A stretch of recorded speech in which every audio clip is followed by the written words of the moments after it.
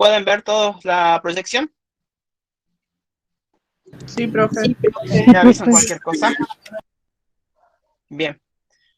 Como les decía, bueno, vamos a empezar a trabajar lo que es correspondiente a la materia del segundo cuatrimestre de lo que es historia moderna y contemporánea. Y vamos a empezar con el primer texto que habla sobre lo que está titulado Pensar históricamente.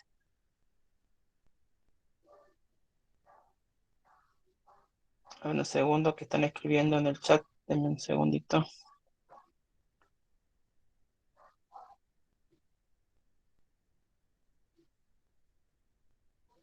Bien, sí, entiendo Miguel y Lucía. Bien, mientras me van siguiendo, van tomando, subiendo por favor los datos, así lo voy viendo la asistencia de la clase. Bien, el texto inicia marcando lo que es los problemas que hay en la enseñanza de la historia. Y él marca tres momentos. Y marca que en un primer momento el inconveniente que hay con la enseñanza de la historia alude a que esta enseñanza es de tipo fáctica, que solamente se enseña desde los hechos y alude solamente a lo que es una historia patria, una historia política, en tanto historia sobre hechos puntuales, donde se transmite la ideología dominante y donde se trabajan conmemoraciones, por ejemplo, de fecha, donde se trabaja la historia de los héroes, donde se trata de mitificar, digamos, los hechos históricos.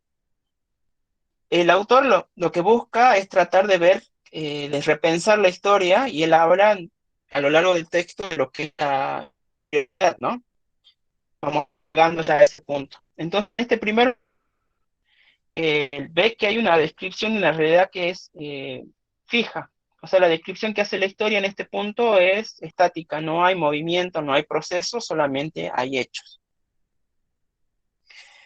Y de este momento donde se ve y se considera la historia como estática y solamente donde se ven los hechos aislados y donde se ven hechos que son seleccionados exclusivamente por cierta eh, clase dominante, nos lleva, digamos, al resultado de que haya un rechazo hacia la disciplina de la historia, donde la disciplina de la historia, al no mostrarse en conexión, en relación, un hecho con otro, se ven hechos aislados. Por ejemplo, da como ejemplo fechas y batallas, lo que impide de alguna forma que nosotros pensemos la historia en su proceso.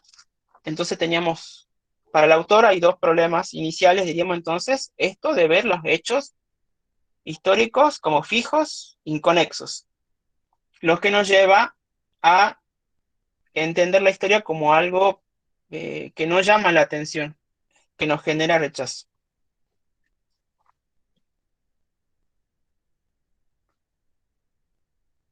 Por ello, dice que este tipo de práctica de estos grupos dominantes va a estar determinado por intereses políticos, ¿no? De cómo enseñar la historia y de cómo presentar la historia. Y no va a estar dado por la objetividad científica que requiere, digamos, esta ciencia. Y de nuevo, repito el texto, que entonces la historia se piensa como una ciencia positivista, una ciencia de los hechos, que se muestra de manera imparcial, donde no hay ideologías, donde no hay conflictos, y donde la verdad es descripta nada más, no explicada en su proceso.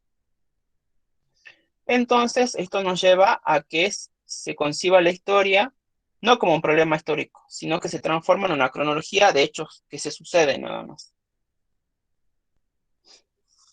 Y de nuevo aclara, bueno, entonces esto, ¿no? De qué es lo que se describe entonces, una realidad fija y estática. No hay movimiento.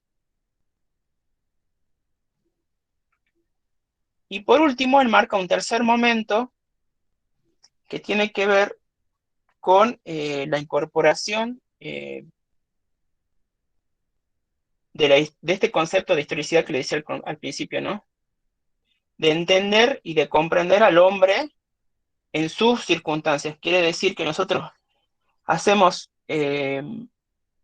una reconstrucción, diríamos, del pasado, pero en relación a los sentidos que le damos nosotros con nuestro presente. Y lo que busca es que la historia analice esos hechos y los recree, pero a la luz de lo que es el presente. Por eso él habla de recuperar historicidad, porque es algo que nosotros vamos a entender en base a un contexto, no en una cronología que esté separada y dividida, sino en un contexto particular y una lectura particular que hagamos nosotros de la realidad y de esos procesos históricos.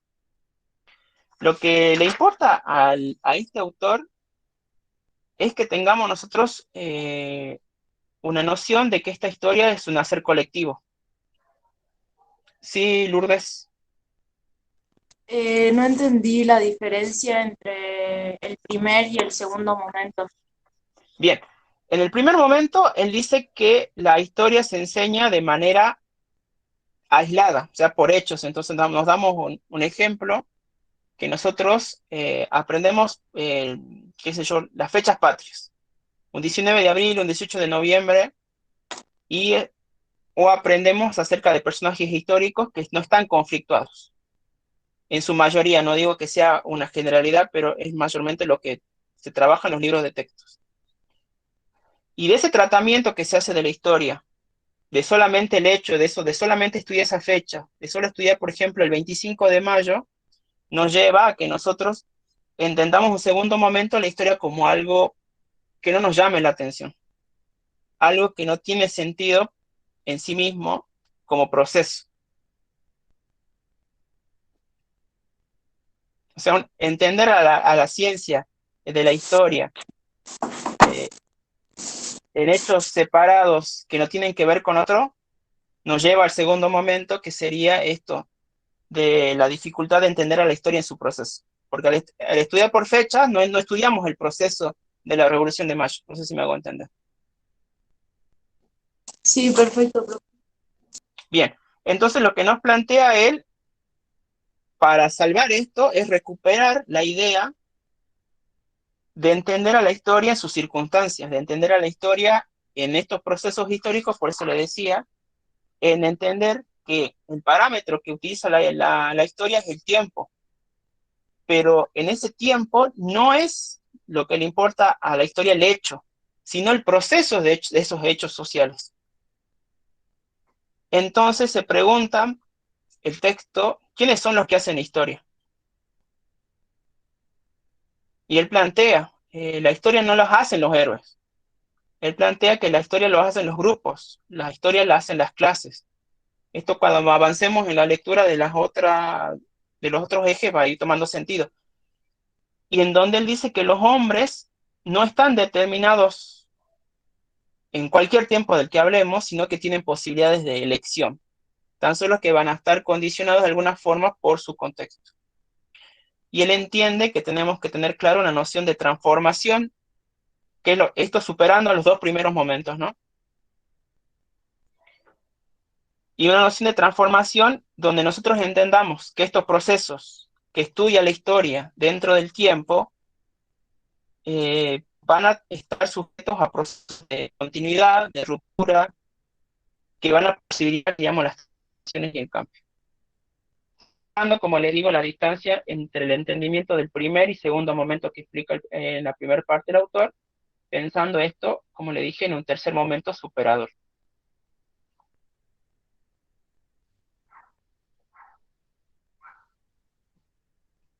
Alguien que haya leído el texto y haya entendido otra cosa o quiera hacer un aporte.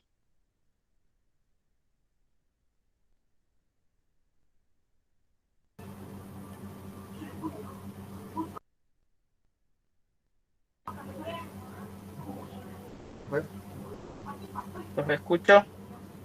sí, Sí, buenas María tardes. Josefina.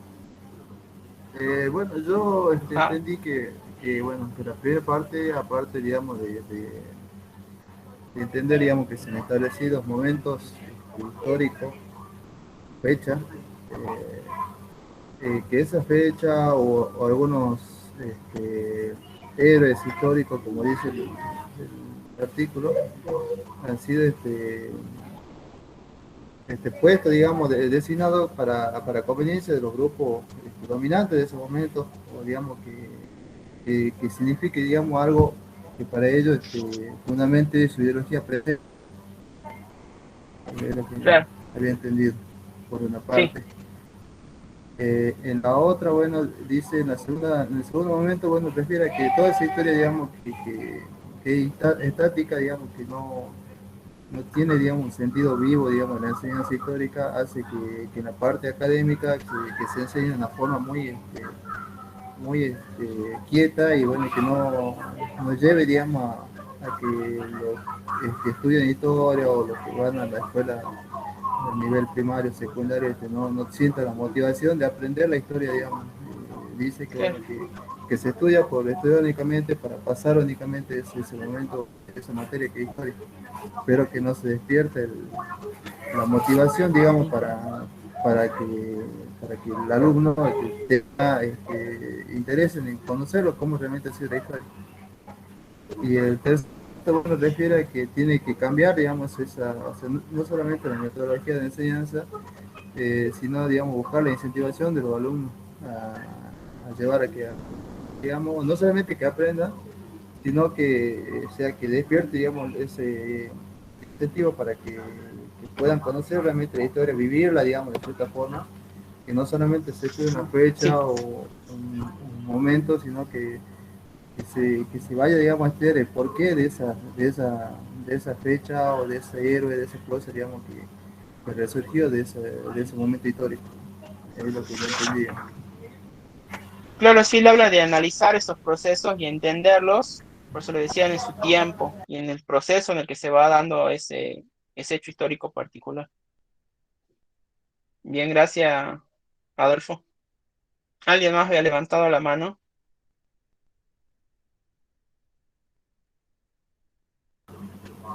Profe, Sí, profe, es que le quería contar otra cosa, bueno, digamos, me parece interesante, digamos. Estaba viendo, bueno, hace 2 días se celebró, digamos, lo que es la fecha de respeto a la diversidad, sí. que antes se conocía, bueno.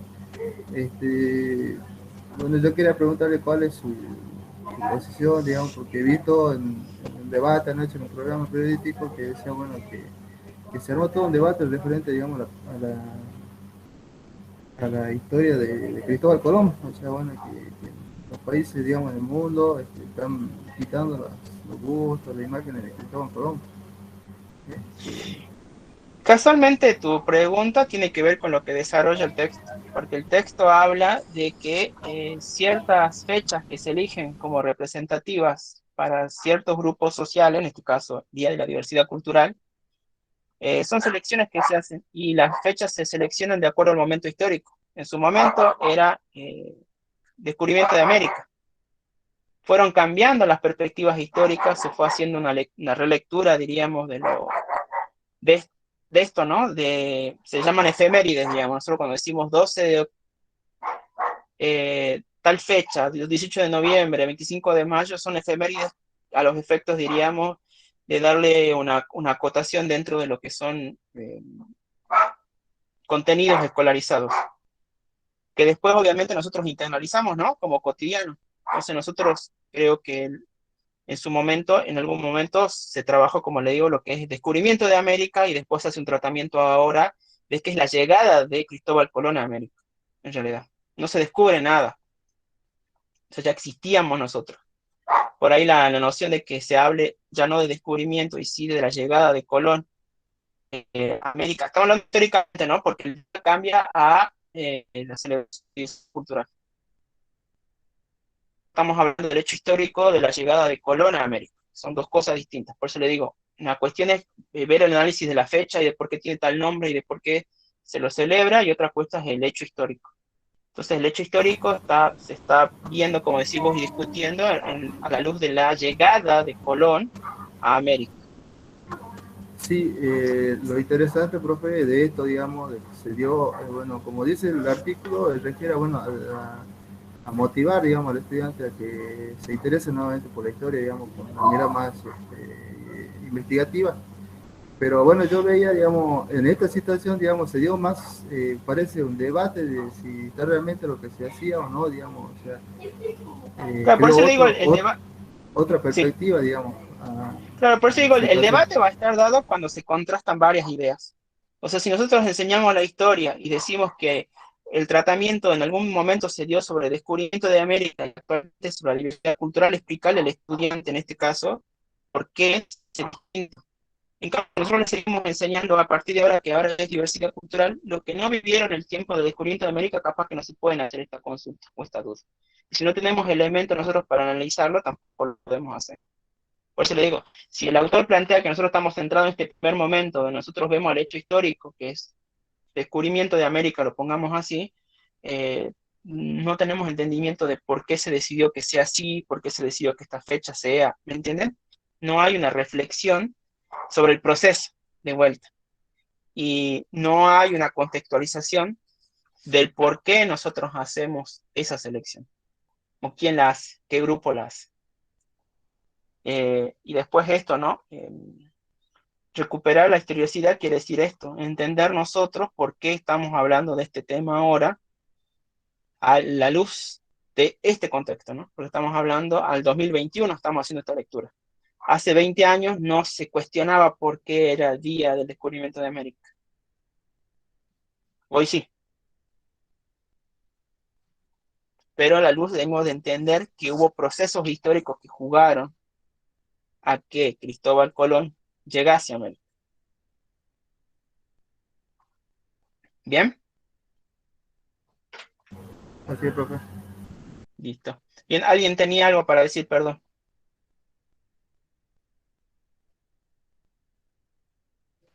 ¿No? Si no, Profe, con... Sí, sí, no, yo había tomado unos apuntes, pero me había quedado pensando, porque la verdad que no sé si estoy perdida o qué, pero hay una parte que dice, no es el conocimiento de la historia, sino la descripción de una realidad física y estática. ¿A qué se refiere eso? O sea, no logro entender. claro, por eso la descripción, por eso tenemos un ejemplo, la descripción estática es la semana de mayo. Yo agarro y digo, el 20 de mayo pasó 1, 2, 3. El 21 de mayo pasó 1, 2, 3. El 25 de mayo pasó 1, 2, 3. El 26 de mayo 1, 2, 3. ¿Me entienden? Entonces es una realidad física y estática, porque yo estoy diciendo a tal día, a tal fecha sucedió hecho 1, hecho 2, hecho 3. Por eso que se refiere a que no se enseña de manera estática. Eso quiere decir quieto, no hay proceso, diríamos. Y es lo que hablaba recién a Adolfo también. O sea, si nosotros hablamos del descubrimiento de América, hay todo un contexto, hay todo un proceso por el que Cristóbal Colón llega a América. Lo que el autor marca es esto, que en un principio o mayormente lo que nosotros o cómo aprendemos nosotros historia es la manera estática. Igual puede ser que, o sea, se va descubriendo nuevas cosas y no vendría a ser como estático, digamos. Claro, por eso el autor nos habla de esto, de pensar a la historia en el parámetro de tiempo, en el parámetro de los procesos, y si hablamos de procesos, hablamos de transformación. Eso casi hasta el final del texto él habla de una noción de transformación y habla de un proceso de continuidades y de rupturas. Y Por eso habla de esos tres procesos momentos. de continuidades, claro, sí, pero al final él habla, por eso le digo, él habla de que dentro de estos procesos históricos hay de transformación, que está separado del momento uno y 2. Para el momento uno y 2 no hay transformación, porque el hecho es el hecho, así como está, existe, punto. En cambio, él marca que tenemos que superar esos dos momentos y pasar a un tercero y entender que en estos procesos históricos y en el marco del tiempo que analiza la ciencia de la historia, hay transformación. Y la transformación se da ¿por qué? Por procesos de continuidad y ruptura. Una revolución, por ejemplo. Nosotros teníamos la continuidad de un periodo colonial, digamos, de un gobierno colonial, dependiendo de la corona española, y hay un proceso revolucionario que da una ruptura, digamos, ese proceso histórico. Y recién lo que acaba de decir Adolfo también con respecto a cómo se entendía la fecha del descubrimiento de América a el Día de la Diversidad Cultural también marca procesos de continuidad y ruptura, pero todo va a depender de cómo lo analicemos nosotros.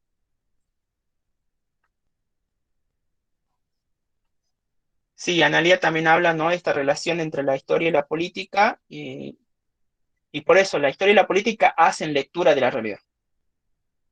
Y hay que ver qué tipo de lectura y con qué fines se hace esa lectura de la realidad. Viendo.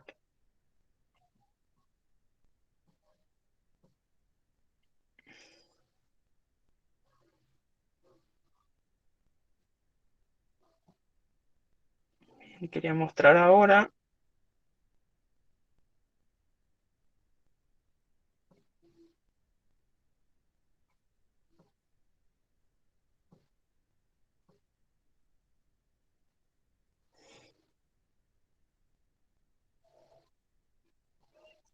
Acá tenemos nosotros una línea de tiempo que nos marca de alguna forma lo que estamos hablando, estas transformaciones, y hay procesos de continuidad, diríamos, y hay ciertos hechos históricos que nos dan ruptura y nos dan pasaje.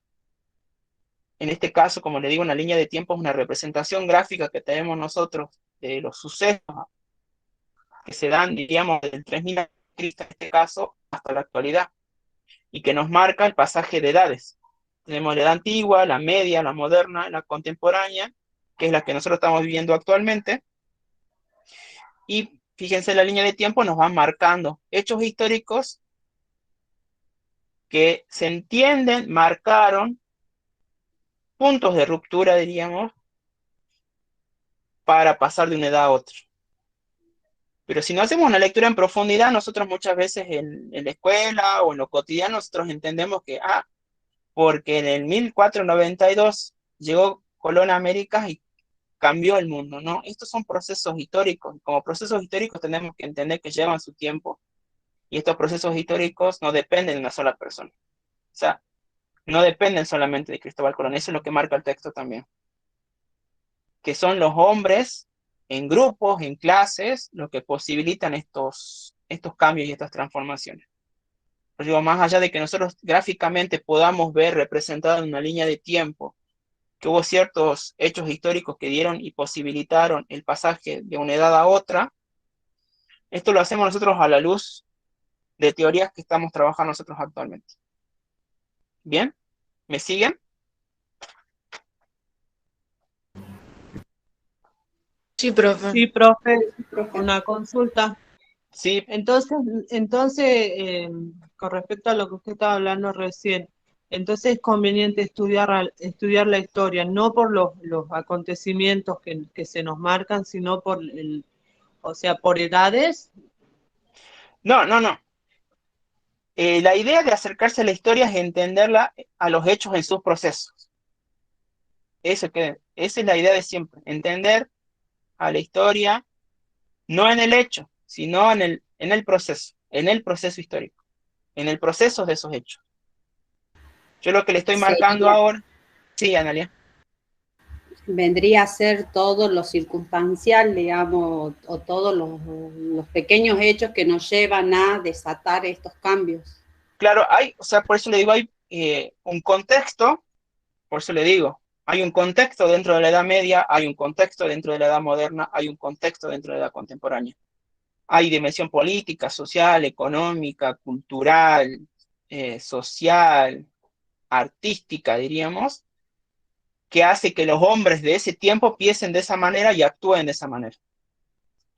Claro, es profundizar en cada hecho y es entender que el hecho no tiene relevancia en sí mismo si es que no está leído y entendido en todo lo que posibilitó que ese hecho suceda. ¿Me entienden? Por eso le digo, tomemos como ejemplo lo que estamos hablando ahora de la llegada de Cristóbal Colón a América. Tenemos que entender no solamente ese día y esa fecha que él llegó, diríamos, acá a América, sino entender que hubo todo un contexto histórico de hombres, de dimensiones, como le digo, de política, de economía, de sociedad, de descubrimientos tecnológicos que posibilitaron que Cristóbal Colón llegase a América. Entonces eso es lo que quiere, lo que busca el autor, que tenemos que superar el entender y decir, bueno, esto es estático. No, Cristóbal Colón llegó acá por estas circunstancias, por este contexto, pero siempre lo amasé obviamente a lo que nosotros tenemos aquí como lectura teórica en el 2021. Profe, Sí, sí, profe, ahí creo que también se le da una valoración, digamos, en el estudio, o sea, ahora en la actualidad el estudio de la historia, digamos. O sea, porque antes se enseñaba lo que era, digamos, como dice el artículo, la forma estática, era fecha, sí, como dice su línea de tiempo, dice la llegada de Cristóbal Colón. Se estudia solamente esa la hay un fecha y el hecho. O sea, lo que ahora yo entendí, digamos, que también se le da una valoración, digamos, no solamente a la fecha, sino a todo lo que se dio alrededor, digamos, de la llegada de Cristóbal Colón. ¿Por qué, digamos, entiendo, digamos, el debate que se dio, entiendo por qué se le dio una valoración negativa, digamos, porque uno cuando estudia fecha solamente dice, bueno, la llegada de Cristóbal Colón a América. Lo que ahora, digamos, se estudia mucho más profundamente y se entiende, bueno, que Cristóbal, con la llegada de Cristóbal Colón, llegó, digamos, la opresión del extranjero, llegó la opresión del pueblo europeo sobre el pueblo americano, y bueno, y esto hace, bueno, que la historia lo ponga con una valoración negativa, digamos. Por eso el claro, debate, digamos. más que todo, por eso digo, no entendamos entre negativo y positivo, entendámoslo como que hay una nueva lectura de esa realidad histórica. Sí, en este caso puntual, digamos, me Sí, refiero a sí, este sí, por caso eso le digo, lo puntual. que se hace es una revisión, diríamos, de ese hecho histórico, por eso le digo, si nosotros buscamos una línea de tiempo antes del, qué sé yo, de los 90, va a decir descubrimiento de América. Esta línea de tiempo yo la conseguí de un libro de texto de secundaria de hace 3 o 4 años, y ya hay una modificación, diríamos. Pero por eso le digo, las circunstancias y los hechos históricos siempre se van a analizar a la luz de la teoría que está en vigencia. Y actualmente, acá en el 2021, nosotros tenemos herramientas para hacer esta lectura que estás planteando vos, de que hubo cuestiones éticas, morales, culturales, de avasallamiento, digamos, contra la cultura propia. Pero eso lo hacemos a la luz de teorías nuevas. ¿Pero por qué? Porque seguimos analizando los procesos que llevaron a estos hechos históricos. Si no haríamos lectura, nosotros no haríamos cuestionamiento. No hay transformación también de la historia. Porque nosotros la historia la entendemos desde la lectura que hacemos nosotros del presente que tenemos aquí. ¿A eso se refiere con revisionismo histórico, sería? El revisionismo histórico empezó hace poco también, que es esto, ¿no? De revisitar, diríamos, los hechos históricos y ver qué lectura se hace de esos hechos históricos. Tiene que ver, tal cual. Profe, de Bien, ahí que sí, también antes, visto para la fecha esta de la llegada de Colón, se lo conmemoraba como el Día de la Raza, y actualmente ya, se dice el Día de la Diversidad Cultural. ¿Entendés? Entonces, sí. como que se está reconociendo, digamos, un poco todo lo que al pueblo originario, digamos.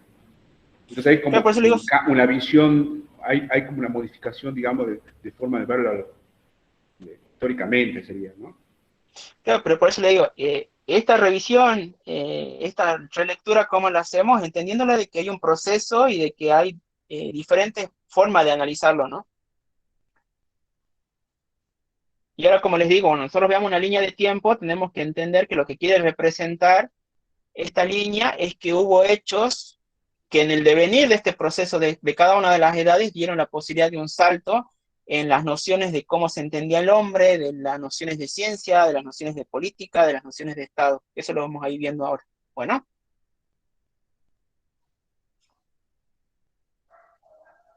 bien. Más que todo yo quería que vean la línea de tiempo, así también nos vamos ubicando en lo que viene a continuación, en las clases que vienen.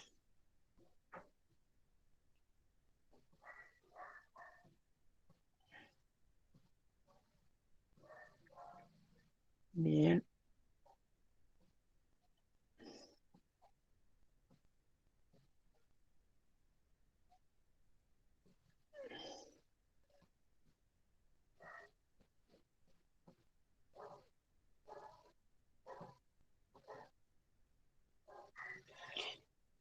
Bien, tenemos el otro texto. Este era el primero, ¿no? El que estuvimos analizando de los 3 momentos.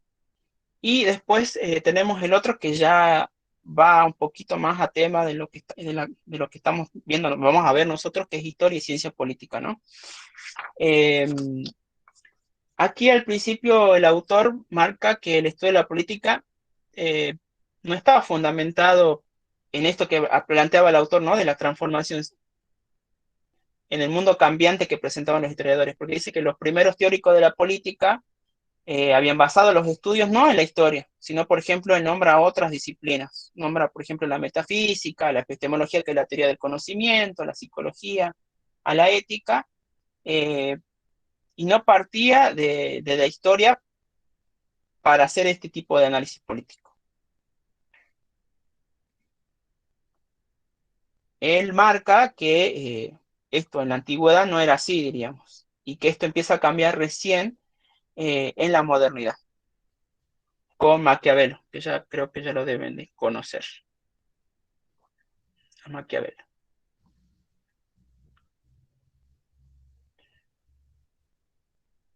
Entonces él dice que esto, ¿no? Que en la modernidad se pudo recuperar, digamos, a la política como una acción humana colectiva, que significó repensar el mundo de otra forma, pero como le digo, recién en la modernidad. ¿Qué era entonces qué? ¿Cuál era la colaboración de la historia y las ciencias políticas? Era esto de ver al pasado y ver y entender el presente, que es lo que venimos trabajando en el texto anterior.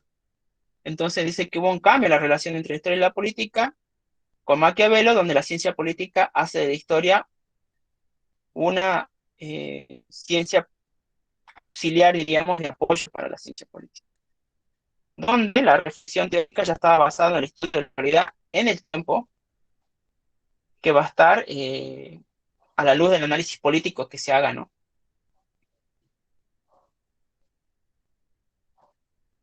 Entonces, tanto la historia como las ciencias políticas se van a encargar de ¿qué? De explicar el cambio. Se va a tratar de entender la lucha por el poder, se va a tratar, por ejemplo, de hacer una lectura de la conformación de los estados, de las crisis políticas, de las transformaciones de la sociedad. Entonces, se plantean este tipo de preguntas, ¿no? ¿A quiénes sirve? ¿A quiénes interesa? Cada uno de los datos que propone, digamos, la historia y las ciencias políticas, pero a la luz de esto, ¿no? De que es de explicar el cambio. Y el cambio, dice, el autor marca, ¿no? Así como el historiador del pasado se enfrenta a un sinnúmero de hechos, datos, que hemos hablado nosotros alrededor, hace rato, el científico político también tiene un montón de documentación para revisar, y entonces tienen que ponerse de acuerdo ellos en un análisis en conjunto para poder analizar lo que tiene como objeto de estudio la ciencia política.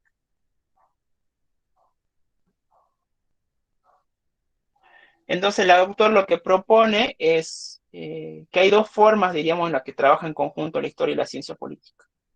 Una es interdisciplinarmente, donde separadas una de la otra, trabajan en conjunto, sumando los aportes de uno y otro, para resolver, diríamos, y trabajar, ¿no? En conjunto.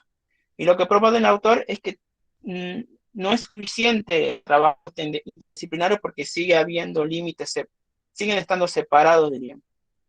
Él habla de una visión globalizante que supere esta suma de partes de la historia y la ciencia política, porque él quiere que se rediscutan, que se redefinan, diríamos, cuáles van a ser las prioridades de cuáles van a ser las cosas que se van a estudiar, y cuáles son los hechos los hechos históricos, los hechos políticos que se van a hacer analizados, explicados, y cuál es el que tiene mayor nivel, diríamos, de complejidad, tanto teórica como práctica. Y bueno, por último, yo lo que había puesto era una definición que tenía yo de ciencia política. Bueno, entonces, ¿qué es una ciencia social que nace en la modernidad? ¿Y qué es lo que hace la ciencia política? Elabora teorías para explicar la acción política. Son teorías que tienen que ser confrontadas con la realidad para determinar su verdad o falsedad, pero en base a qué va a ser esta confrontación con la realidad. Porque dicen, si nos encontramos ante una ciencia social que describirá, es decir, hará una exposición de los hechos, procesos, acontecimientos y conductas políticas. Luego explicará, se preguntará por qué se produce tal o cual evento político y finalmente intentará predecir. Si ustedes se dan cuenta, son también casi tareas de lo que hace la ciencia social de la historia también. Porque hace una exposición de los hechos, analiza procesos, acontecimientos y le da un marco para el entendimiento de conductas políticas. O sea, son ciencias sociales afines.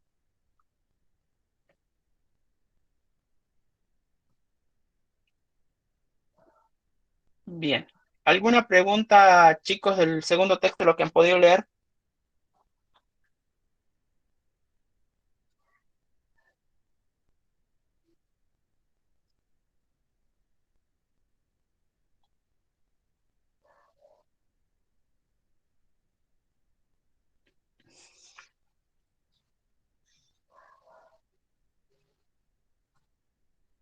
¿Estamos bien entendidos? Así parece. ¿Sí? Bien.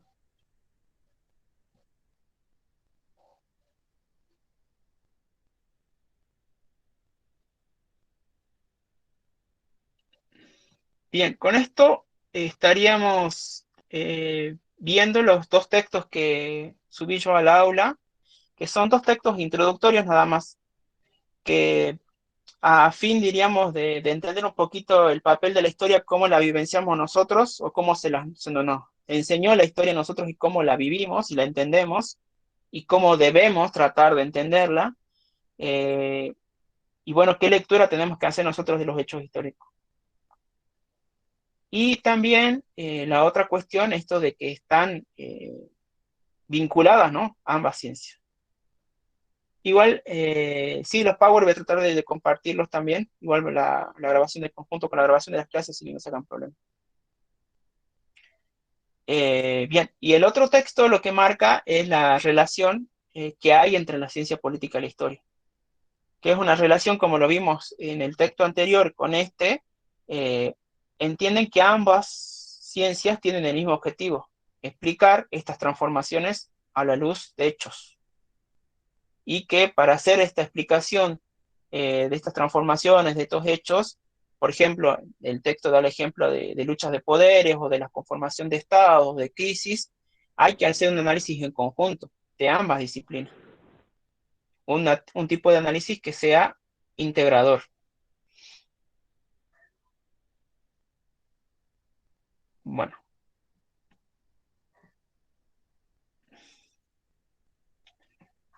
Ingresado poquito. Profe, disculpe, Sí, en el segundo texto habla también sobre esto de legitimar y deslegitimar, digamos, que la acción colectiva legitima y deslegitima las transformaciones, es por lo mismo que veníamos hablando del pensar histórico, digamos, que tiene que ser colectivo. claro, porque nosotros diríamos desde el análisis histórico que nosotros hagamos, podemos legitimar el descubrimiento de América o no legitimarlo, diríamos. ¿Qué lectura política nosotros hacemos del descubrimiento de América? ¿Estamos legitimando, diríamos, los accionarios o no? Entonces también por eso dice que tiene que haber una cierta vigilancia también entre ambas ciencias para ver qué hechos seleccionamos nosotros para analizar.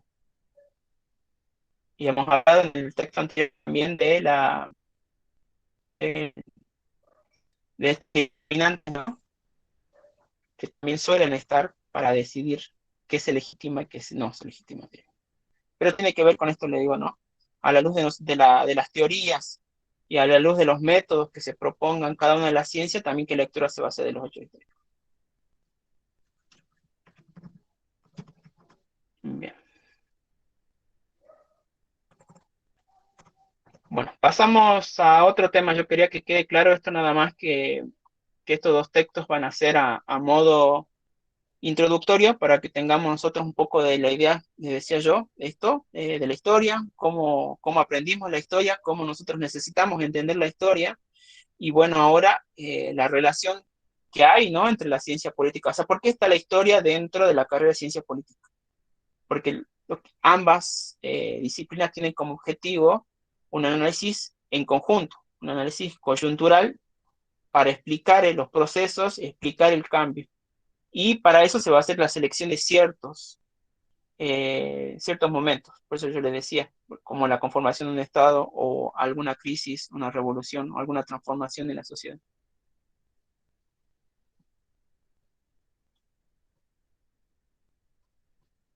Bien, yo ahora lo que les voy a dar va a ser una actividad para que hagamos ahora, mientras estamos en clases.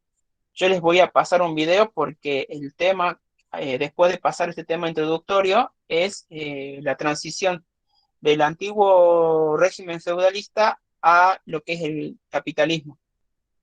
Yo les voy a mostrar un video que es casi de 10 minutos y yo lo que necesito es que tomen nota de lo que van viendo en el video y específicamente necesito que yo tome nota de los siglos a los que hace referencia el video.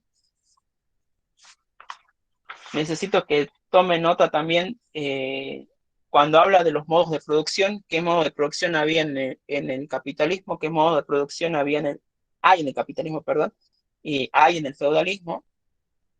Cuando habla, por ejemplo, de los estamentos sociales, va a hablar de clases sociales, va a hablar de las categorías de poder, va a hablar del comercio, va a hablar también esto de que estuvimos hablando del descubrimiento de América, entre comillas, va a hablar de la llegada de Colón a América, texto, va a hablar de una dimensión religiosa, va a hablar de una dimensión política y va a hablar también de una dimensión ideológica. Entonces yo necesito, mientras vayan viendo el video, yo necesito que vayan tomando nota, termina el video y yo les voy preguntando más o menos qué fue lo que les llamó la atención y qué fue lo que fueron viendo de los que me fui marcando yo ahora, así vamos entrando en tema. ¿Se entendió la consigna de trabajo? Sí, profe. Bien, entonces empiezo yo el video, empiezan a tomar notas a las cuestiones que yo le dije, yo puedo ir preguntando o a ver si hay alguno que quiera empezar a hablar, empieza a hablar.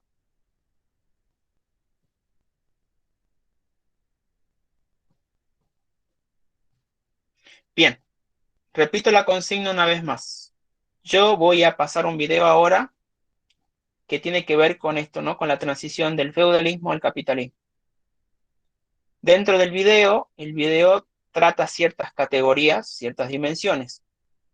Yo necesito que tomen nota, tomen apuntes de los siglos que nombra, diríamos,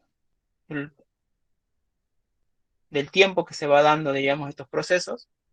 Después va a nombrar los modos de producción que había en cada circunstancia. Va a hablar de clases sociales, de estamentos sociales. Va a tomar categorías como poder, comercio. Va a hablar de mercantilismo. Va a hablar de religión, de política y de ideología.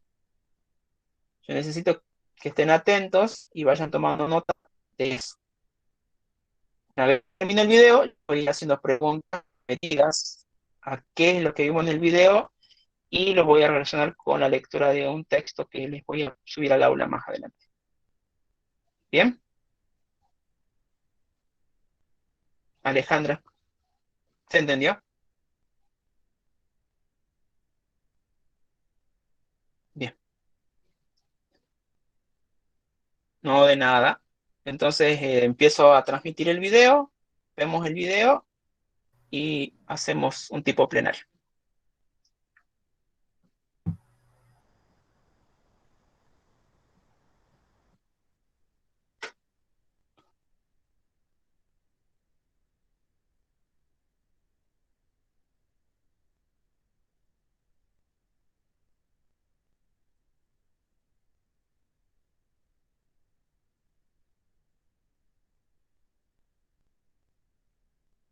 Pasamos de esto a esto. Se necesitaron varios años y varios cambios para que llegara al mundo moderno. Hoy vamos a explorar qué cambios caracterizaron la transición del feudalismo al capitalismo.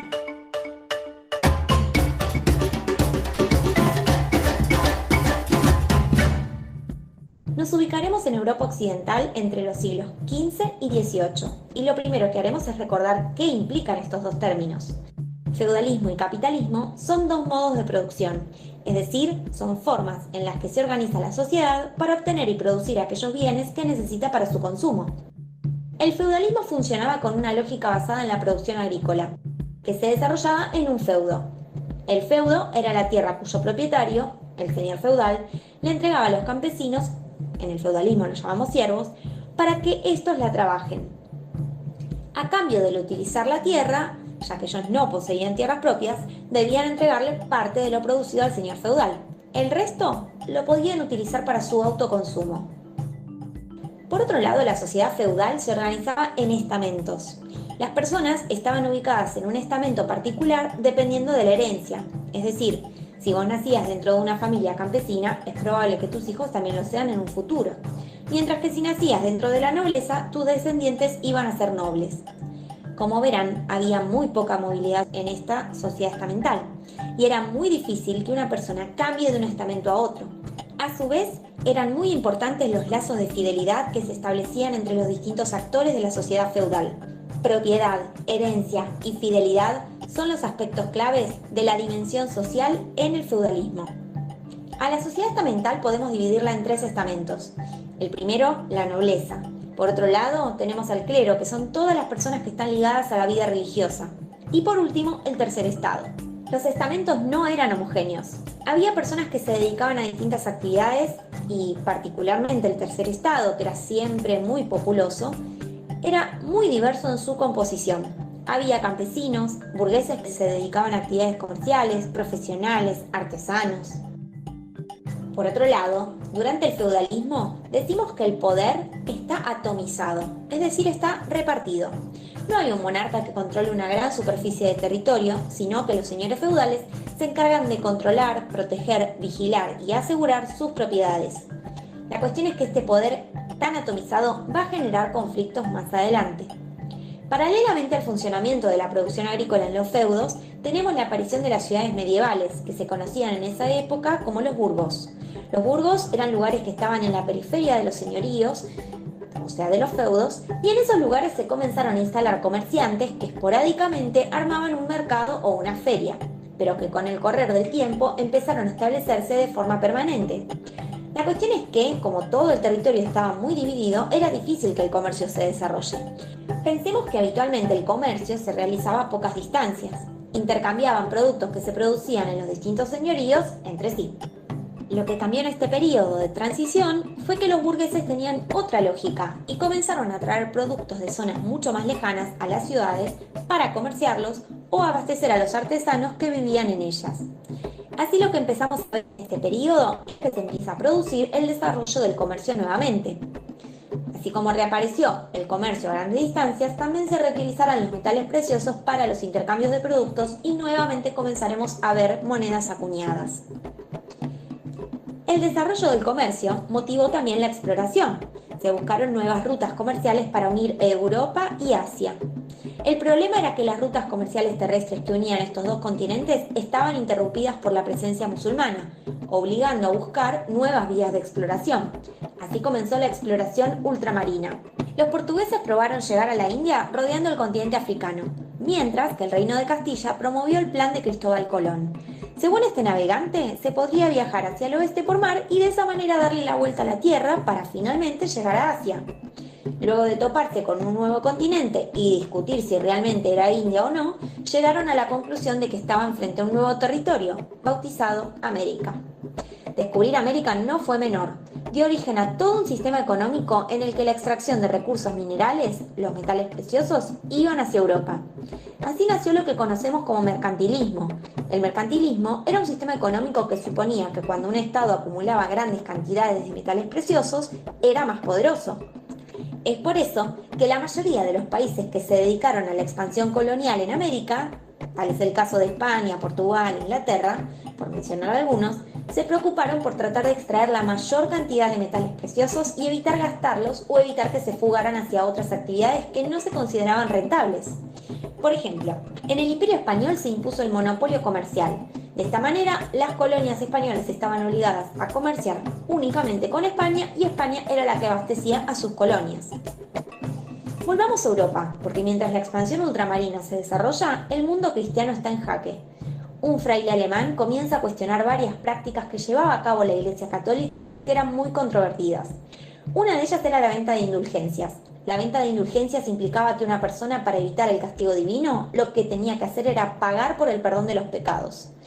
Esto no figura en ninguna parte de la Biblia, pero en esa época se practicaba debido al temor que generaba la posibilidad de pasar mucho tiempo en el purgatorio. Además, otra de las prácticas, por ejemplo, era que las misas se realizaran en latín porque era el idioma en el que estaba escrita la Biblia, pero la mayoría de las personas hablaban en sus idiomas locales. La cuestión es que este fraile alemán, Martín Lutero, empezó a analizar estas prácticas y a cuestionarlas bastante. Planteó la necesidad de traducir la Biblia y condenó la venta de indulgencias. Con Martín Lutero se inició la Reforma Protestante, que ponía el acento en que cada uno tiene que tener una libre interpretación sobre lo que el texto bíblico dice. En la dimensión política también están sucediendo transformaciones. Comienzan a centralizarse los estados. Las razones para que se inicie este proceso de centralización quedaron un poco más atrás. En el siglo XIV, y como consecuencia de la peste negra en Europa, se produjo una crisis. Descendió tanto la población que había dificultades para que los feudos produzcan la cantidad de materias primas necesarias, ya que había menos mano de obra. Esto derivó en conflictos entre los señores feudales. Los señores feudales comenzaron a enfrentarse entre ellos por el uso y aprovechamiento de las tierras y de la mano de obra. Frente a esto, los monarcas actuaron como mediadores. Empezaron a convocar a los guerreros que tenían los señores feudales para la protección de sus feudos, para que sean los monarcas quienes los dirijan. Así empezaron a aparecer los primeros ejércitos, y los señores feudales ahora ya quedaban bajo la protección del monarca. Esto hizo que empecemos a ver hacia el siglo XV la aparición de los primeros estados centralizados, que comenzaron a extender sus dominios y poseían el monopolio de la fuerza. Eso quiere decir que quienes están habilitados para portar armas y utilizarlas en defensa o protección del territorio son los guerreros del ejército que están bajo las órdenes del rey. Ahora bien, ¿de qué manera el rey va a justificar que concentra todo ese poder? En estos años comienza a gestarse una alianza entre la Iglesia Católica y varios monarcas del continente europeo, dando origen a la monarquía absoluta. Esta forma de gobierno supone que Dios es quien designó al rey para gobernar al pueblo, a sus súbditos. Estamos frente a una forma de gobierno que evita cualquier tipo de cuestionamiento, ya que el cuestionar las decisiones del monarca era, en última instancia, cuestionar a la voluntad divina. Recién en el siglo XVIII y con la aparición de la Ilustración como movimiento filosófico, comenzaron a pensarse nuevas formas para entender el poder. También, en este periodo de transición, las ciencias y las artes van a sufrir transformaciones. Tengamos en cuenta que durante la Edad Media, una de las explicaciones sobre por qué había comenzado la peste negra consideraba que esta era un castigo divino. Pero paralelamente a la existencia de explicaciones que no tenían un fundamento científico, comenzaron a aparecer algunos pioneros que descubrirían las respuestas a varias preguntas a través de la observación y de la utilización de herramientas creadas para tales fines. Nicolás Copérnico, por ejemplo, a través de la observación, planteó un nuevo paradigma para explicar cómo era el universo. El astrónomo demostró que el paradigma geocéntrico, sostenido por Aristóteles y Ptolomeo, no era correcto, ya que la Tierra no se encontraba en el centro del universo, sino que era un planeta más que giraba alrededor del Sol. Así apareció el modelo heliocéntrico o copernicano para describir al universo. Le siguieron en las investigaciones Kepler para explicar cómo se mueven los planetas y Galileo Galilei, que comenzó a organizar todos estos conocimientos en lo que fue la Ley de Movimiento para la Observación Astronómica. Estos tres astrónomos llegaron a sus descubrimientos a través de la observación, la comparación, el cálculo y las mediciones, y también con la utilización del telescopio. Otro de los científicos de esta revolución científica fue Isaac Newton, que a través de distintos experimentos logró explicar la gravedad. Por otro lado, en esta transición se produce una renovación de las ideas y las artes. En el caso de las ideas, apareció un movimiento filosófico que era el humanismo, en el cual el centro de atención estaba puesto en el humano. Los distintos intelectuales del humanismo también pretendían recuperar la cultura grecorromana. Tomás Moro, Erasmo de Róterdam y Dante Alighieri, entre otros, son considerados exponentes del humanismo. En el caso de las artes, el Renacimiento comenzó a recuperar saberes arquitectónicos, escultóricos y artísticos que utilizaban griegos y romanos, pero también a desarrollar los propios. Estos artistas trabajaban por encargo de sus mecenas y comenzaron a generar nuevas técnicas que dieron origen al arco de medio punto, a la voluta y a la cúpula. También se desarrolló el estudio para la representación del cuerpo humano de una forma más fiel de la mano de Leonardo da Vinci. La transición del feudalismo al capitalismo se dio gracias a todas esas transformaciones que analizamos, así como también junto a otras que nos han quedado sin mencionar. La burguesía tuvo un rol fundamental en la aparición de prácticas que comenzaron a chocar con la forma de vida feudal, haciendo que en esta sociedad comience a germinarse el inicio de una nueva. El capitalismo entonces reemplazó a la importancia que se le daba a la tierra por el dinero, a la fidelidad por las relaciones comerciales, y a la organización de una sociedad estamental basada en la herencia por una sociedad de clases, organizada según la acumulación del capital. Si querés saber más sobre las dimensiones trabajadas en este video,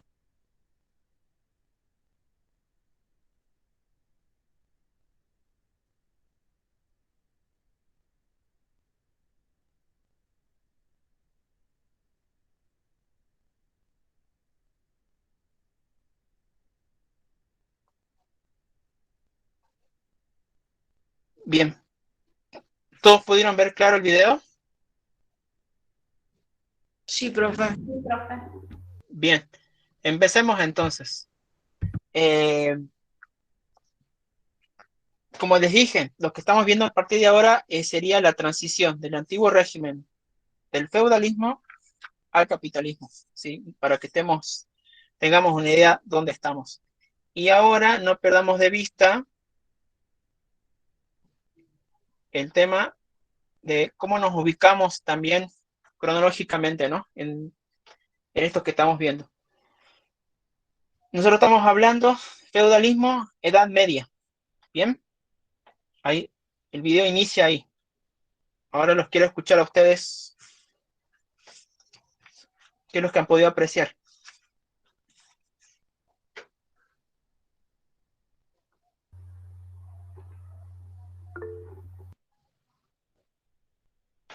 A mí lo último me llamó la atención que dice que, o sea, se basa en tres aspectos que cambian la tierra, la importancia de la tierra que le daban los feudales a, a la importancia que le dan al dinero en los capitalistas, digamos. Ujú. Y Bien. así también con la relación de las sociedades y todo eso.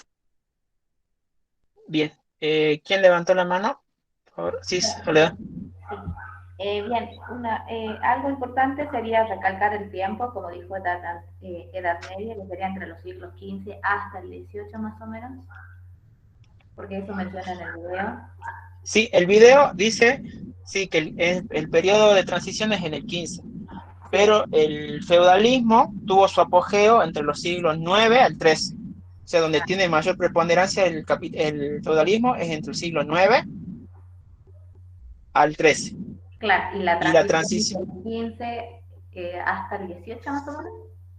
16, más o menos, 16, 17. O sea, igualmente, como les digo, cuando nosotros hablamos de esto, imagínense, estamos hablando de siglos, así que calculen, del 9 al 13 son 4 siglos, son 400 años, o sea, es un tiempo largo, igualmente que la transición también lleva su tiempo, así que cuando hablemos de siglos y de transiciones, entiendo que hasta se pueden dar en simultáneo, diríamos, puede haber lugares donde todavía había prácticas feudalistas y el capitalismo todavía no estaba instaurado.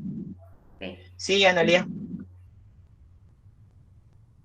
Sí, bueno, también nos habla de esto, de los modos de producción, digamos, que es un cambio de modo de producción, lo que es el proceso de transformación, digamos, del feudalismo al capitalismo, cómo partimos de una producción agrícola a estos cambios industrializados, digamos, y cómo eso afecta transversalmente a todas las sociedades, de lo político, lo religioso, lo artístico.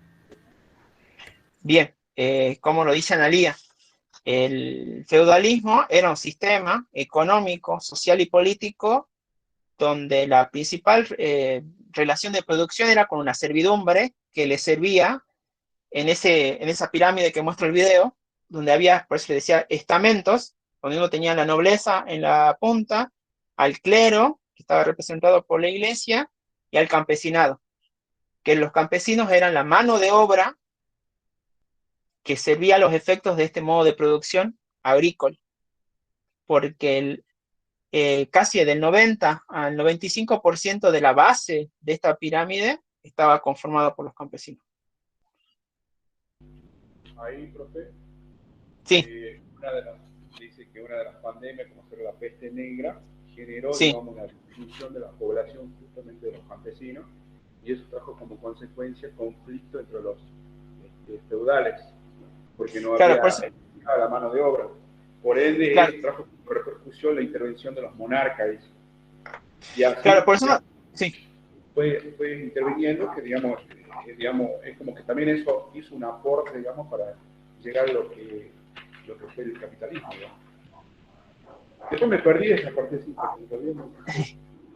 Claro, es como lo decís vos, nosotros al encontrar una transición, nosotros vamos a tener en principio cómo venía funcionando el feudalismo, como le digo, donde tenía el apogeo, donde funcionaba entre el siglo IX y el XIII, donde había un grupo, diríamos, de señores feudales que tenían mano de obra que trabajaba para ellos, que trabajaba la tierra, y donde la fuerza estaba, diríamos, más que todo puesta en la iglesia, no tanto en la nobleza. Profe, en este periodo también aparecieron los burgos que estaban situados en la periferia y habla de que, bueno, toma trascendencia el mercantilismo porque se establecieron ya esta feria y traían productos de otras partes, no solamente del lugar donde estaban. Claro, cuidado porque por ahí lo que establecen es una relación de mercado nada más. Mercantilismo es otra cosa que lo adelantan, que es la relación que se establece, por ejemplo, entre las colonias, en este caso la corona española con la colonia americana, para lo que es el manejo de los metales preciosos y para que haya un mercado, monopolio único, o sea, un mercado único, diríamos, entre esos. Sí, Cecilia, estaba viendo tu acotación, espérame, Analía.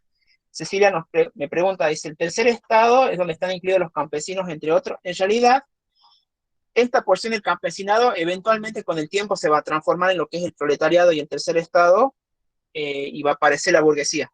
Por eso digo, este es el proceso en el que, como decía su compañero, cuando aparece la peste negra aproximadamente por el siglo XIV, va a ir disminuyendo la mano de obra y esta relación y vinculación que había entre el señor feudal, que es el poseedor de la tierra, y para el que servía, diríamos, este campesino y para el que él trabajaba la tierra, deja de haber esa mano de obra y es una de las causas, diríamos, que lleva también esta aparición, diríamos, del capitalismo. Porque la relación, diríamos, de producción de trabajo que había entre el señor feudal y este campesinado se va perdiendo. Al haber poca mano de obra, se establecen nuevos vínculos entre el dueño de la tierra y el que la va a trabajar.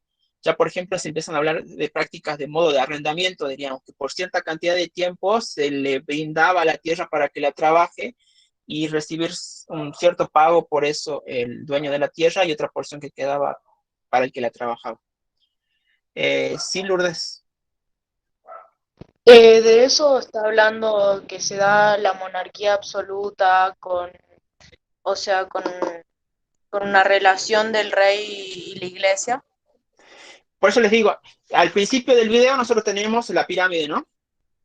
Que estaba representada por la nobleza, el clero y los campesinos, donde había una fuerte figura del clero, de la iglesia, que representaba, diríamos, a los señores feudales, que eran los dueños de la tierra. La riqueza en los inicios del feudalismo y en el apogeo del feudalismo se medía por la cantidad de tierras que poseían. Pero estamos diciendo que hubo cuestiones como las hambrunas que se sucedieron, que fueron haciendo desaparecer la mano de obra. La creación de ciudades también fue otra cuestión que fue haciendo que la mano de obra sea menor, que dio un cambio con respecto a quién era el que tenía el poder. donde el poder de las manos de los señores feudales pasa a ser de los reyes. Y dice que está sostenido, en este caso el video, por dos cuestiones. Una cuestión, el rey está sostenido porque es el representante de Dios en la tierra, y en segundo punto, porque tenían ejércitos que le brindaban protección a los señores feudales. Por eso le digo, entendamos que hay una transición entre cómo había estamentos fijos, por eso el video dice que al principio había estamentos quiere decir que son estancos, no hay cambio, diríamos. Donde ya llegado entre el siglo XIV a XVI, se empieza a hablar de clases sociales, donde recién lo que dije yo, está la aparición de este proletariado y de la burguesía, que también nombra al final del video. Sí, Analia, ahora sí te dejo. Sí, bueno, ahí también es donde aparecen las ciudades, donde se aparece la moneda y produce todos estos cambios de la búsqueda de rutas comerciales. Ahí también entra el proceso del mercantilismo, que habla de la acumulación de metales preciosos en los estados, digamos, que esa acumulación es la que le da el poder a los estados. Sí, o sea, la relación, diríamos, comercial que había en el feudalismo, más que todo, mayormente era por trueque. Y donde se va, como dice bien Analía, aparece los metales preciosos y la acuñación, diríamos, de monedas. Y si hablamos de que está el descubrimiento de América, hay metales preciosos en las colonias. Y entonces los que buscan, en ese momento, caso la corona española, es establecer un monopolio entre la colonia americana y la corona española para que esos metales preciosos sean de reserva exclusivamente de la corona española. Sí, que levantó la mano antes de Cecilia, perdón.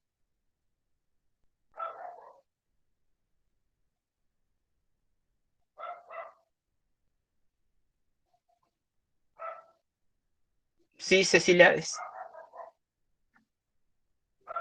¿Usted me escucha? Disculpe, Sí, yo levanté Pedro. la mano. Sí, Pedro, sí se me borró la... Sí, estaba viendo eso. Sí. Y más que todo estaba analizando lo que dijo la compañera anteriormente, eso del pensamiento mercantilista.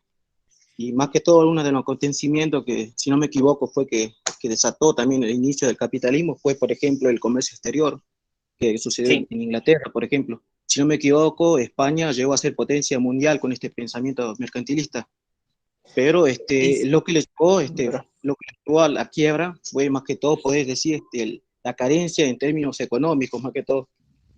Lo que llevó a que al no tener la capacidad de metales preciosos y demás que tenía España, llegó a ser potencia mundial por la explotación de los rutas comerciales en Europa, que más que todo que era lo que dijo David Ricardo, el comercio exterior.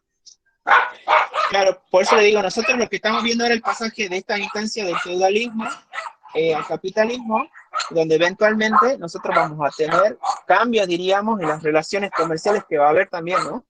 Y de cómo, sí, por ejemplo, hablábamos de rutas comerciales que se van estableciendo, por ejemplo, con Portugal, con España, y bien como lo decís vos, con Inglaterra, pero también tiene que ver qué hacen con la acumulación de capital. O sea, la corona española no sabe capitalizar todas las ganancias que obtiene, diríamos.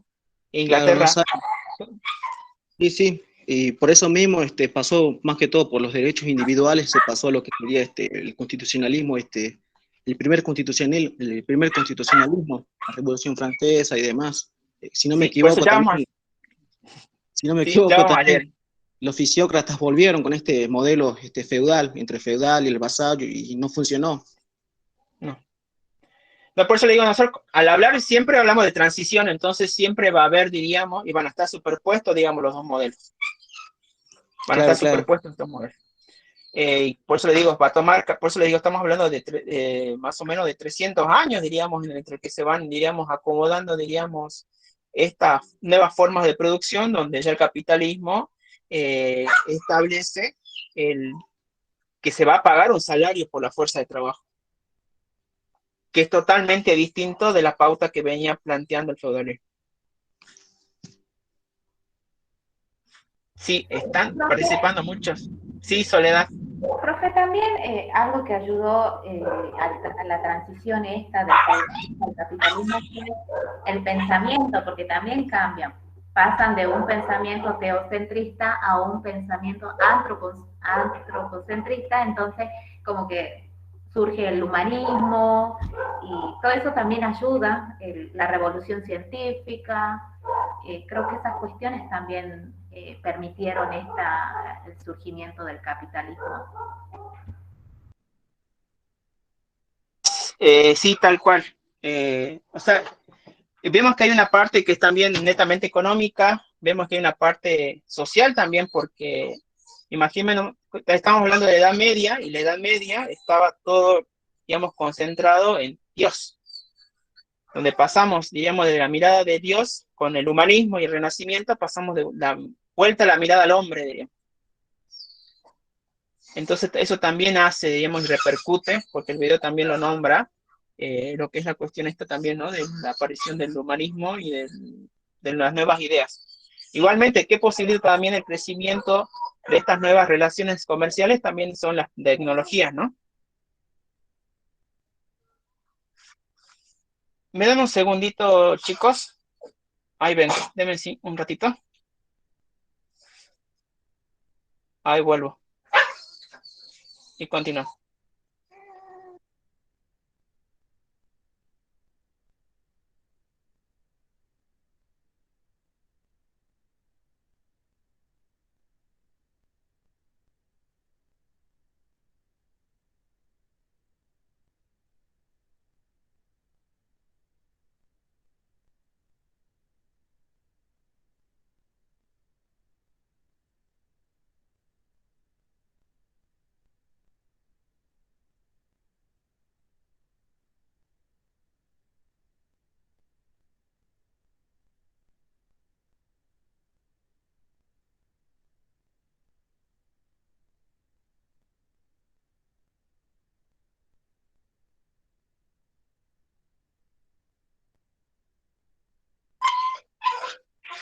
Ahí volví, chicos. Bien, María Josefina también habla de que el feudalismo es un sistema político-económico, sí, se da en Europa, sí, principalmente se da en Europa, después jerarquizado en dos estamentos. En realidad está jerarquizado en tres estamentos, son tres: nobleza, clero y campesinado. ¿No es Bien. el tercer estado? No, todavía no es tercer estado, por eso yo lo que le aclaro que el tercer estado aparece adelante, más adelante, todavía no es tercer estado. Se empieza a hablar de tercer estado cuando ya estamos en el proceso de la Revolución Francesa recién, todavía no es tercer estado.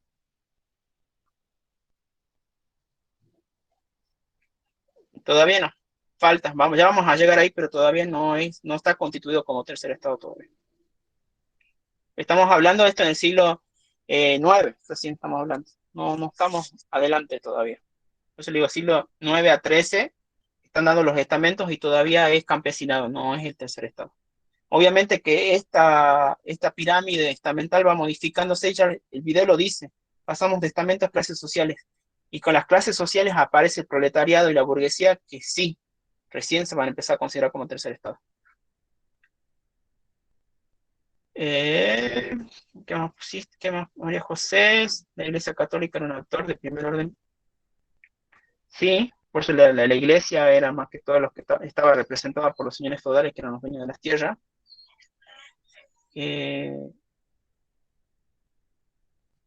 No sé si pasó a un segundo plano la expansión económica, sino que fue una consecuencia, diríamos, de todos estos puntos que fuimos marcando, diríamos. Y sí, la principal actividad económica del feudalismo era agricultura, era en el campo. Después, con el capitalismo también pasamos a un tipo de sistema también de comercial de manufactura, diríamos, y donde pasamos de la producción agrícola, pasamos también a lo que es el trabajo en lana, por ejemplo, que también es otro de los puntos que nos permite el pasaje. Sí, lo cita Lutero también, claro, porque entra en crisis la iglesia. ¿Saben lo que son las ventas de indulgencia, no? Sí, tenías que pagar para que te perdonen los pecados. Exactamente, había que ofrecer un pago, diríamos, por la venta del perdón de Dios. Exactamente. Bien. La ley se exige un pago por la venta de indulgencias, sí. Entonces, lo que yo quiero que le quede claro entonces con el video, y después yo a esto le voy a agregar una lectura de un texto que ya marque más claro y teóricamente estas pautas que venimos viendo en el video, pero no quiero que se olviden yo de que vean la línea de tiempo y se ubiquen, o sea, lo que es la transición al capitalismo se da entre la transición también entre la Edad Media y la Edad moderna. ¿Bien? Eso quiero que quede claro. Estamos hablando del siglo IX, entonces finales de la Edad Media, principio de la Edad Moderna. Y todavía vamos llegando también con el siglo XVI, ya vamos llegando también a porción de la Edad Contemporánea. ¿Bien? Es un proceso bastante largo, diríamos, en tiempo. Y nosotros lo que lleguemos a estudiar, como le digo, y lo que estamos viendo con respecto a los dos primeros textos, del primer texto, estamos viendo este proceso histórico. Sí, después, por eso le digo, nosotros vamos a ir viendo varios eventos a la par, porque nosotros ahora estamos hablando de esta transición, de estos modos de producción, ¿no? De un modo de producción agrícola a un modo de producción capitalista. Y que este tipo de transición y de este nuevo tipo de economía va a posibilitar lo que son las conformaciones de los estados. ¿Por qué? Al pasar el poder, digamos, de los señores feudales al rey, se va a dar lo que son las monarquías. Y las monarquías van a ser el paso previo, diríamos, para la constitución de los estados. Sí, exactamente eso es lo que estoy diciendo. Por eso digo, de vuelta, lo importante es ver el proceso. No es que los estados aparecieron de un día para el otro. Y no es que la Revolución Francesa es de un día para el otro. Y no es que la burguesía haya aparecido de un día para el otro. Hubo un proceso anterior y previo y circunstancias políticas, en este caso económicas y sociales, que dieron la pauta para esto. Entonces Doctor, vamos a ir viendo a la par. Sí, Armando. ahí un poco, viste, que dice que a fines, creo, del siglo XVIII hubo una revolución en cuanto a la ciencia. Entonces, Sí. por ahí es preguntarse por qué antes no se profundizó, digamos, con la investigación, Lo con que el pasa, apogeo de la Edad Media, digamos. Porque claro, lo que creo pasa que que ahí, eso, ahí sí, creo que como que era, la iglesia, digamos, era como uno, ¿no era? Vendría a ser como algo que opinaba o tenía mucho poder, ¿no? Algo así. Entonces te decía si claro, podías investigar o no. la ¿Puede iglesia ser? lo que hacía era monopolizar el conocimiento. La Exactamente. iglesia lo que hacía durante la Edad Media de alguna forma era monopolizar el conocimiento. O sea, las Y si, universidades en algún punto, si tenían alguna existencia, estaban bajo el control de la iglesia. Y doctor, los libros estaban bajo control de la iglesia. si no me equivoco, puede ser que Galileo Galilei fue ejecutado, decapitado por sus pensamientos, por sus Claro, porque investigaciones, ¿no? iba contra, digamos, de los designios de la iglesia. Qué feo. Menos mal Por eso le que digo, vamos en esta etapa. si han visto El nombre de la rosa con John Connery en la película, se los sugiero que la vean. Ahí van a ver un poco de lo que es el manejo del conocimiento, diríamos, durante la Edad Media. Es re linda la película. Bien, Cecilia, decime. Sí, te escucho, Cecilia. Levantaste la No, mano. profe, nada. Sin Ah, bien. querer parece que apunté. Perdón, disculpe. Bien, no hay problema. Bien, ¿dónde nos habíamos quedado entonces? Bueno, esto, ¿no? De ver la transición y bueno, lo que hablaba Analia también, esto de la conformación de los estados, lo vamos a ir viendo a la par. Es otra temática también que vamos a tener que ver nosotros, que es la conformación de los estados, que tiene que ver también con lo que ustedes ya vienen adelantando del tercer estado, que vienen adelantando ustedes también un poco de lo que es la Revolución Francesa, lo que es la Revolución Industrial, porque también hablamos de Inglaterra, también un compañero habló de Inglaterra también como potencia económica, y bueno, también vamos a ir llegando a eso. Y bueno, el compañero planteaba esta cuestión, ¿no? De por qué la ciencia avanza un poco más durante este periodo. Y bueno, es lo que le marcaba yo, durante la Edad Media había mucha restricción, diríamos, sobre el tiempo de acceder al conocimiento, y acuérdense que la verdad estaba sujeta de alguna forma al Dios. Y hemos dicho que nosotros durante esta época también teníamos una vuelta al hombre, que le había dicho yo, con el humanismo y con el renacimiento, que permite el avance de la ciencia. Ustedes vieron ahí en el video, también mostraron algunos ejemplos de esto, primero de demostrar que la Tierra no era que el Sol giraba alrededor de la Tierra, sino que la Tierra era uno de los tantos planetas que giraba alrededor del Sol, o en qué